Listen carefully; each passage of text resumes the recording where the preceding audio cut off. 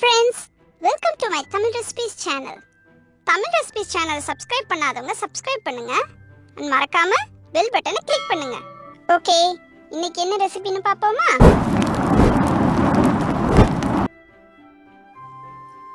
அதிரசம்.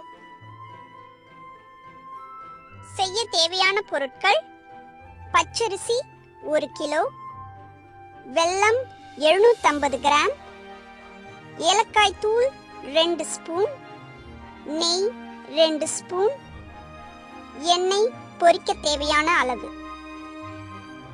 எப்படி செய்யறதுன்னு பாப்போமா? அரிசியை நல்லா 1 மணி நேரம் ஊற வச்சுக்கோங்க.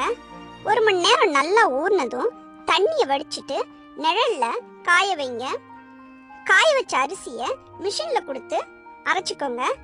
அரைச்ச மாவை மாவு சல்லடை ஓட்டை சின்னதா இருக்கும், ரவை சல்லடை ஓட்டை கொஞ்சம் பெருசா இருக்கும். இந்த 2 சல்லடையிலையும் மாத்தி மாத்தி 1 or 2 டைம்ஸ் நல்லா சலிச்சு எடுத்துக்கோங்க. அதுக்கப்புறம் ஒரு பாத்திரத்துல வெல்லத்தை தட்டி போட்டு ஒரு 1/2 டம்ளர் தண்ணி ஊத்தி அடுப்புல வச்சு மெல்ட் பண்ணுங்க. நல்லா மெல்ட் ஆனதும் அதை வடிகட்டுங்க. வடிகட்டிட்டு திரும்பவும் அதை அடுப்புல வச்சு பாகு காய்ச்சுங்க.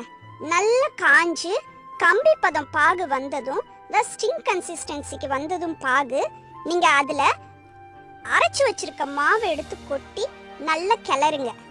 கையில நெய்யை தடவிட்டு மாவை தொட்டு பார்த்தா மாவு கையில ஒட்டக்கூடாது. அதுதான் சரியான பதம். அந்த பதம் வந்ததும் ஏலக்காய் தூளை போட்டு நல்லா மிக்ஸ் பண்ணிட்டு கீழே இறக்கிடுங்க. அந்த மாவு மேல ட்ரை ஆகாம இருக்கிறதுக்கு நெய்யை தடவி ஆற வச்சிருங்க. நல்லா ஆறுனதும் அது மேல தட்டு போட்டு மூடி எடுத்து வச்சிருங்க. இந்த மாவை 2-3 நாள் கழிச்சு தான் அதிரசம் செய்யறதுக்கு நம்மளால யூஸ் பண்ண முடியும். அதிரசம் செய்யறதுக்கு மாவை சின்ன சின்ன உருண்டையா உருட்டி கனமா தட்டணும். தின்னா தட்டிடாதீங்க, கனமா இருக்கணும்.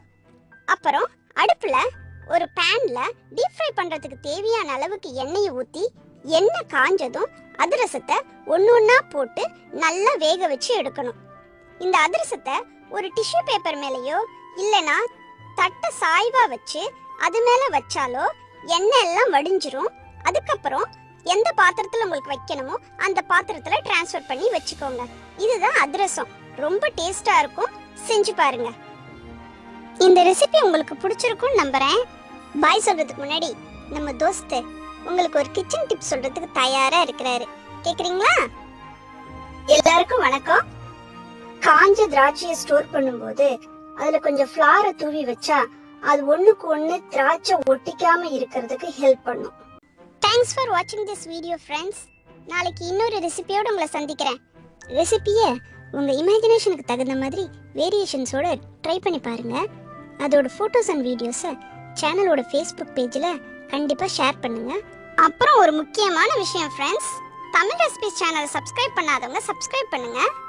மறக்காம பெல் பட்டனை கிளிக் பண்ணுங்க. சரியா? Okay, by.